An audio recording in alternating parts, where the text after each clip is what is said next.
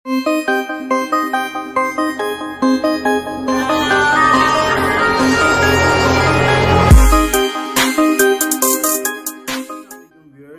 To my channel. मैं उम्मीद करता हूँ कि आप बिल्कुल ठीक ठाक होंगे, हर वाफिस होंगे। मेरी दुआ है कि आप हमेशा खुश रहें, मुस्कुराते रहें। व्यूअर्स, आज का टॉपिक है जी कि वो लोग जो थोड़े जहनी तौर पर कमज़ोर हैं, मेंटली रिटार्ड हैं, मेंटली वीक हैं, क्या वो बैंक अकाउंट ओपन करवा सकते हैं या नहीं।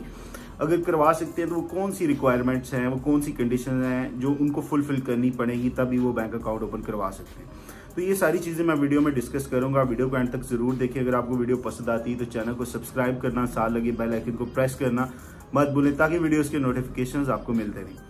Viewers, as per State Bank of Pakistan की इंस्ट्रक्शंस के एक सर्कुलर आया था, सर्कुलर नंबर 20 8 जून 2021 को, जिसमें स्टेट बैंक ऑफ पाकिस्तान ने बैंक्स को ये इंस्ट्रक्ट किया कि कोई ऐसा बंदा जो मेंटली वीक है, रिटार्ड है, जो ज़हनी तौर पर इबनॉर्मल है, अगर उसकी फैमिली उसका बैंक अकाउंट मेंटेन करवाना चाह रही है तो आप उसका अकाउंट ज़रूर खोलें। तो उसमें उन्होंने चंद जो ज़रूरी डॉक्यूमेंटेशन और जो कंडीशंस हैं वो डिस्कस की, बैंक्स को बताया। मैं आप लोगों से शेयर करने जा रहा हूँ कि आपकी कोई जानने वाला जिनकी फैमिली में ये ऐसा कोई पेशेंट अगर मौजूद है और वो फैमिली चाह रही है कि इसका फाइनेंशली इसकी हेल्प के लिए हम इसका कोई अकाउंट मेंटेन कर दें बैंक में, तो उनको आप आसानी ये वीडियो देखने के बाद डॉक्यूमेंट्स का बता सकते हैं ताकि उनका टाइम बचे, वो आराम से बैंक विजिट करें और विदाउट एनी हैजल वो बैंक अकाउंट मेंटेन करवा सकें।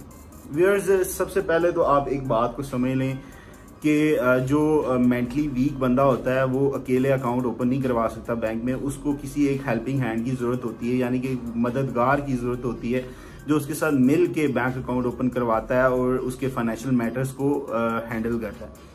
अब यहाँ पे मैं बताता चलूँ कि वो जो उसके साथ हेल्पिंग हैंड है वो कौन बंदा हो सकता है। अगर तो उसके पेरेंट्स मौजूद हैं या उसका भाई बहन या उसके जो भी ब्लड रिलेटिव्स हैं, अगर वो उसके साथ हैं तो उनमें से कोई एक बंदा जो है वो उसके साथ मिल के बैंक अकाउंट खुलवा सकता है, लेकिन कोर्ट की इजाज़त के बाद। यानी कि सबसे पहले हमें कोर्ट का ऑर्डर इशू करवाना पड़ता है।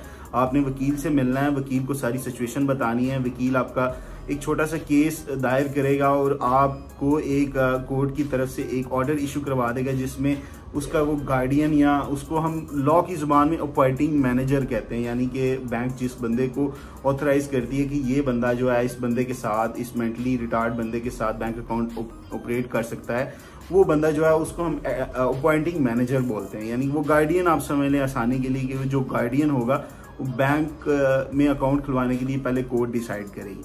फर्ज कर लें कि कोर्ट ने ये डिसाइड कर लिया जी कि फलां बंदा है फैमिली में से जो इसको फाइनेंशियली सपोर्ट कर रहा है, वही इसका अपॉइंटिंग मैनेजर है, वही इसके साथ बैंक अकाउंट ओपन करवा सकता है। तो वो कोर्ट ऑर्डर लेने के बाद जो मेंटली रिटार्ड बंदा है उसके पास उसका वैलिड CNIC ज़रूर होना चाहिए, उसकी आइडेंटिफिकेशन यानी प्रॉपर ID कार्ड बना होना चाहिए, और जो उसके साथ अकाउंट ओपन करवा रहा है उसका भी ID कार्ड प्रॉपर वैलिड होना चाहिए। और इसके अलावा अगर तो वही गार्डियन या वही अपॉइंटिंग मैनेजर उस मेंटली रिटार्ड बंदे को फाइनेंशियली भी सपोर्ट कर रहा है तो फिर उस अपॉइंटिंग मैनेजर के या गार्डियन के सोर्स ऑफ इनकम के डॉक्यूमेंट्स भी लगे, यानी ये वो उसके जो काम कर रहा है, अगर उसके पास वो कोई जॉब कर रहा है तो उसकी सैलरी स्लिप उसके साथ उन डॉक्यूमेंट्स के लगेगी, अगर वो बिजनेस कर रहा है तो उसका वो बिजनेस का प्रूफ डॉक्यूमेंट्स के साथ लगेगा। तो मेंटली रिटार्ड या मेंटली वीक बंदे का CNIC, अपॉइंटिंग मैनेजर या मतलब गार्डियन जिसको आप कह सकते हो उसका CNIC, और गार्डियन की सोर्स ऑफ इनकम, और या अगर सोर्स ऑफ इनकम उस बंदे की नहीं है, यानी कि जो बंदा उसके साथ मिल के अकाउंट खुलवा रहा है वो उसको फाइनेंशियली सपोर्ट नहीं कर रहा उस मेंटली रिटार्ड बंदे को, तो फिर उस अपनी उसकी सोर्स ऑफ इनकम होनी चाहिए। हो सकता है कि उसकी फैमिली में कोई बंदा ना हो और अदालत ने जो है एक बंदा अपॉइंट कर दिया होगा जी आप इसके साथ बैंक अकाउंट मेंटेन करवाएं और इसके फाइनेंशियल मैटर्स को हैंडल करें।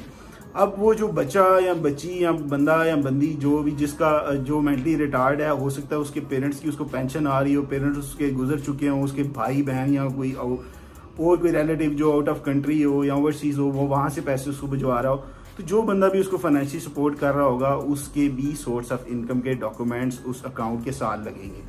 और इसके बाद वो दोनों अपॉइंटिंग मैनेजर यानी कि गार्डियन और वो मेंटली रिटार्ड जो पेशेंट है वो बैंक विजिट करेंगे और वहाँ पे आके बायोमेट्रिक भी करवाएंगे। बायोमेट्रिक वेरिफिकेशन यानी कि नादरा की रिपोर्ट साथ लगती है, वो बैंक खुद ही उसको कंडक्ट करता है। उसमें जस्ट आपने ब्रांच विजिट करनी है और दोनों बंदों ने जो है वो थंब इम्प्रेशन एक डिवाइस के ऊपर लगा के नादरा की रिपोर्ट जनरेट करवानी है और वो डॉक्यूमेंट्स के साथ लगेगी।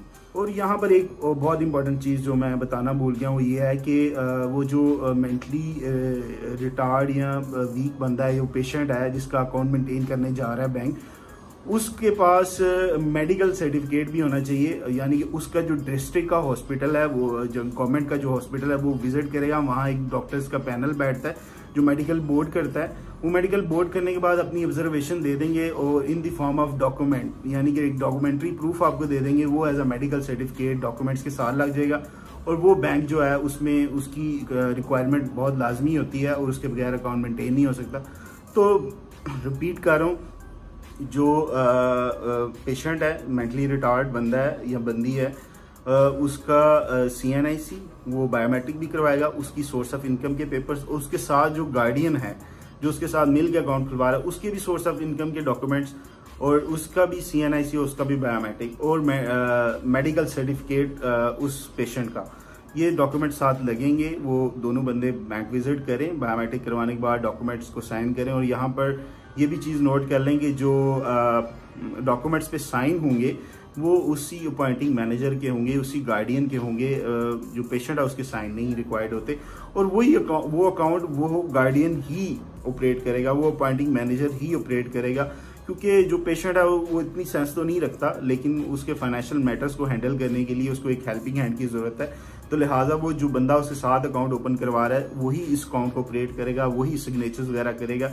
और चेकबुक भी इशू होती है इस अकाउंट के अगेंस्ट, और चेकबुक के ऊपर भी साइन, जाहिर बात है, उस गार्डियन के या अपॉइंटिंग मैनेजर के ही होंगे। तो वैसे अगर आप जानते हैं कि आपकी फैमिली में अगर आपकी किसी दोस्त या जानने वाले की फैमिली में कोई ऐसा बंदा है और वो उसका बैंक अकाउंट मेंटेन करवाना चाह रहे हैं, तो आप उनको गाइड करें इस वीडियो के बाद कि ये डॉक्यूमेंट्स पूरे करके बैंक चले जाएं ताकि आपका टाइम बचे और आप फौरन अकाउंट ओपन करवा सकें। इसमें ज़्यादा पैसों की भी जरूरत नहीं होती, 1000, 1500, 2000 में इससे अकाउंट जो है वो बआसानी ओपन हो सकता है। आई होप व्यूअर्स आपको वीडियो पसंद आई होगी। अगर आपको पसंद आई है तो चैनल को सब्सक्राइब करना, बेल आइकन को प्रेस करना मत भूलें, लाइक शेयर और कमेंट भी करें। इंशाल्लाह आने वाली वीडियो में एक नए टॉपिक के साथ आपसे बात होगी। तब तक के लिए अपना बहुत सारा ख्याल रखिएगा। अल्लाह हाफिज़, फी अमान अल्लाह। Thank you very much.